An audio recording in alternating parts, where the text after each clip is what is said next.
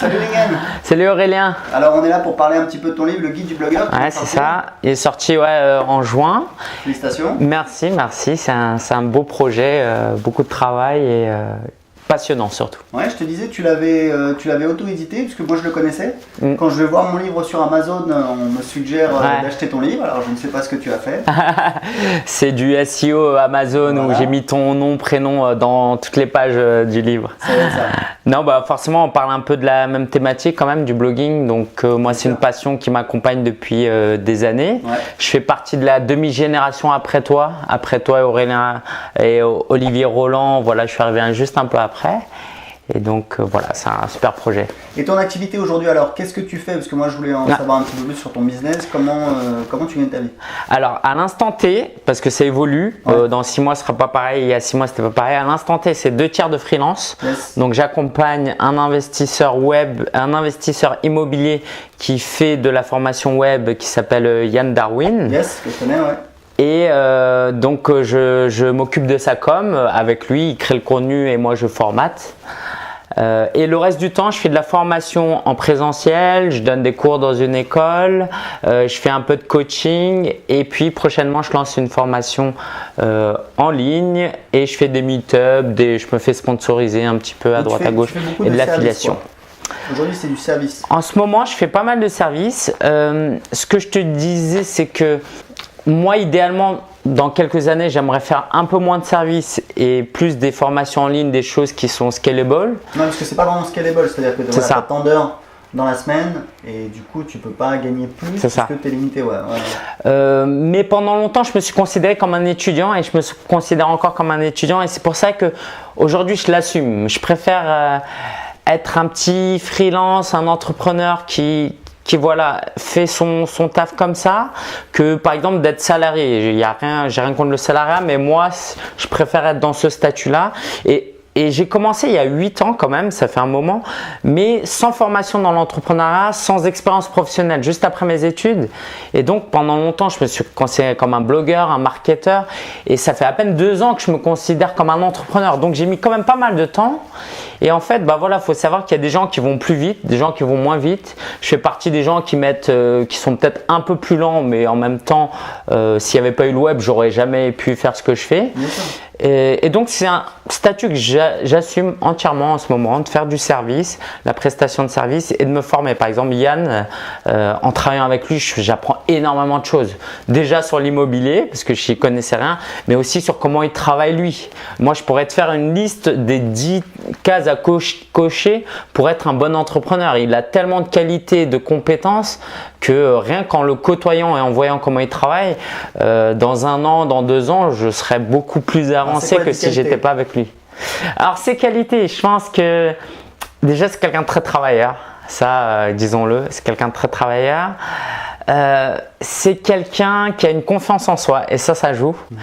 On part pas du même niveau. C'est pas vrai, j'aimerais dire qu'on peut tous réussir rapidement, mais non. Yann, c'est quelqu'un qui a une certaine intelligence, une confiance en soi, qui fait que quand il va devant la caméra, quand il fait ses formations, quand il va serrer les mains à des événements de networking, ça va plus vite. D'accord. Et donc ça joue beaucoup pour lui. C'est un très beau communicant, aussi bien en vidéo, audio et à l'écrit. Et ça, c'est vraiment pas donné à tout le monde. C'est-à-dire moi, ça fait 8 ans que je fais ça et voilà, j'avance je progresse.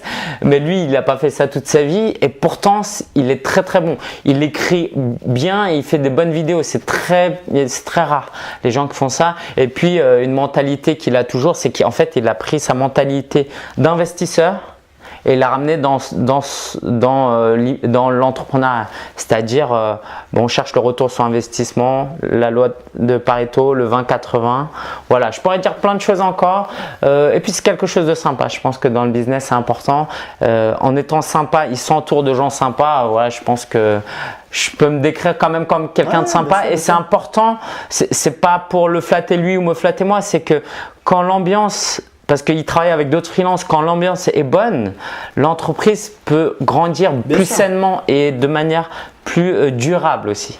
D'accord. Je peux te donner un petit conseil par rapport à ce que tu disais, le fait d'être étudiant, etc. Ouais, je t'en prie, bien sûr. Je pense qu'il y a un livre qui pourrait énormément t'aider, c'est, je sais pas si tu connais, The Prosperous Coach de Rich Liddell. Tu l'as lu? Eh ben, je l'ai lu après avoir regardé ta vidéo. Je suis en train de l'écouter en livre audio. Tu l'as déjà lu? Je suis en train de le lire? L'écouter en livre audio. Je suis à un quart du livre audio. Mais ça fait 2 ans que tu es en train de l'écouter en livre audio? Non, j'ai regardé ta vidéo il y a à peine 2 semaines. Et c'est suite à ta vidéo que j'ai fait ça. Non, parce que si tu veux, en fait, j'ai l'impression que tu dis voilà, j'étais étudiant, j'attendais d'être prêt pour pouvoir tu vois, créer des formations, vendre des produits plus chers, péter la baraque. En fait, Rich Liddell, ce qu'il t'explique dans son livre, qui est vraiment très puissant, c'est qu'en fait, ça fonctionne pas comme ça. J'entends bien ce que tu dis, voilà, qu'on a tous une vitesse différente, etc. Tu as raison. Mais après, il faut savoir qu'on peut quand même, et même je dirais, on doit se faire violence. Parce qu'en fait, lui, ce qu'il t'explique, c'est le contraire. C'est-à-dire que tu fais payer cher et ça te met un niveau d'exigence beaucoup plus élevé. Tu vois? Moi, je sais qu'il y a Érico Rocha, un entrepreneur brésilien, je me souviens, on était dans un mastermind. Et c'est la première fois qu'il a lancé une offre, c'était un week-end, un mastermind privé, c'était $10 000 par personne. Et je sais pas, il a fait genre, je sais pas moi, 6 ventes, 10 ventes, bon bref. Je me souviens, il nous en a parlé, il nous a dit, j'ai envoyé l'email à Malice pour vendre le truc. Il m'a dit, le moment où j'ai envoyé l'email, j'y ai cru. Tu vois ce que je veux dire? C'est que quand tu te fais payer cher, ça te pousse, tu vois, à trouver des solutions. Et c'est beaucoup plus exigeant avec soi-même. Et tu peux aller beaucoup plus vite parce que tu vois, tu peux passer beaucoup de temps à dire je suis pas prêt, je suis machin, etc. Je pense que voilà, t'as toutes les compétences, tu fais ça depuis longtemps et ça peut t'aider à avancer. Donc termine-le et tu me diras ce que t'en penses. Ouais, merci pour l'encouragement. Je te comprends. C'est effectivement un très bon livre. Écoutez-le ou lisez-le. Je vois complètement ce que tu dis. Moi, là où ça me freine dans mon parcours aussi, et c'est une chose que j'assume complètement, c'est que maintenant je suis marié. Pendant longtemps, je m'occupais un peu de ma famille et un peu comme Tim Ferriss qui l'enseigne, c'est-à-dire que c'est un lifestyle business, je suis peut-être allé un peu trop loin. C'est-à-dire que moi, dès les premières années, je cherchais à protéger mon temps, à faire des choses qui me passionnaient et pas juste travailler dur et faire des choses. Et ça m'a un peu ralenti. Et aujourd'hui, en fait, je pourrais aller plus loin, faire plus de choses, mais j'ai décidé par exemple de ne pas travailler plus de 35 heures par semaine, ce qui est pour un entrepreneur quand même un luxe, un entrepreneur de mon niveau. Et c'est vrai que ça me limite un peu. Donc là, par exemple, j'ai une assistante à Madagascar qui m'aide et qui me permet d'avancer plus. Donc moi, mon temps, j'aimerais toujours le protéger, mais à un moment donné, il faut investir en temps, en outils pour m'accompagner. Donc je te suis parfaitement. Moi, j'ai fait une offre de coaching avec le livre et au début, j'étais à 300 €. Là, je suis passé à 400 et maintenant, je suis passé à 500.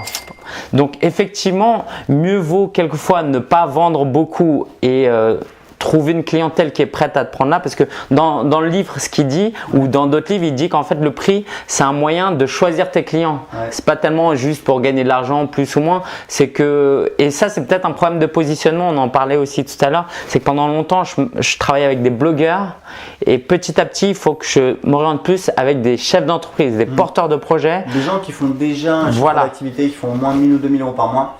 Moi c'est ce que je fais du coaching, c'est uniquement avec des gens qui font moins de 1000 ou 2000 € par mois, parce que je sais que voilà, ils ont déjà de l'existant, des offres, du trafic, des leviers sur lesquels on peut agir pour tu vois, doubler. Et ils comprennent et ils ont une mentalité, ils savent que j'investis tant, après j'ai x2, x5, x10 quoi. C'est ce que tu me disais aussi. Et c'est pour ça que je lance une formation prochainement sur le personal branding appliquée aux prestataires de services, parce que je veux pas que le débutant il s'approprie cet outil, parce que déjà j'aurais plus de mal à le convaincre, parce que lui il va dire ok je débute mais ça a quoi d'améliorer mon image, alors que le freelance lui il sait très bien que le client il choisit pas juste un freelance pour ses compétences, mais pour ce qu'il dégage et sa personnalité. Et c'est pour ça que je veux travailler maintenant un peu plus avec ceux qui ont un peu plus de bouteilles et qui sont un peu plus avancés, tout en continuant à travailler avec les débutants qui me passionnent quand même. Pour ta formation, tu as fait un sondage? Donc j'ai fait un petit sondage ces dernières années avec ma liste, mais le problème de ma liste, c'est qu'elle ne reflète pas la clientèle que je veux toucher justement. Pendant longtemps, je suis resté bloqué avec ma liste. C'est que j'interagissais, je faisais du contenu pour eux. Par exemple, je travaille beaucoup sur le blogging, mais en fait aujourd'hui, je fais beaucoup plus d'état d'esprit, de mindset, un peu comme toi, l'entrepreneuriat, du business. Et du coup, je peux pas me fier qu'à ma liste parce que si je me fiais qu'à ma liste, je ferais que des tutoriels sur des plugins et en fait ça me ferait pas avancer. Donc c'est pour ça qu'il faut que je trouve des partenaires qui m'amènent un public comme ça. J'ai un partenaire avec qui je vais travailler qui lui a un public de freelance et du coup lui son public est prêt pour cette formation. Donc limite je vais vendre beaucoup plus de places en extérieur qu'avec ma propre liste. Vous avez fait un sondage sur son audience pour savoir? Alors lui, il sonde régulièrement son audience et il a une liste d'emails où le premier email, il demande c'est quoi vos besoins et tout. Donc il m'a filé ces réponses-là. Donc je vois comment les gens formulent la chose, de quoi ils ont besoin. Et effectivement, ça se retrouve quoi. Et donc mon but c'est de faire une formation effectivement qui répond aux besoins de 80% des freelances qui sont des besoins très basiques, hein, trouver plus de clients, choisir ses clients et les rendre plus récurrents quoi. Cool, donc c'est ce que tu vas lancer. C'est ce que je vais lancer, ouais. Donc est-ce que tu as d'autres axes de travail actuellement? Alors je vais me faire sponsoriser pour mon podcast Solopreneur. Donc ça, c'est pas énormément d'argent, mais le but c'est que pour moi de continuer à augmenter ma liste d'emails, augmenter l'engagement de mon public. Et ces derniers temps, j'avais un petit problème de régularité parce que je commence à faire des vlogs aussi. Donc je m'éparpille et le podcast c'est un format qui marche très bien, qui va marcher encore mieux. Donc je vais investir du temps et le fait d'avoir un sponsor, ça me force à être plus régulier. C'est tout bête, hein, mais faut qu'on me donne de l'argent pour que je sois plus régulier.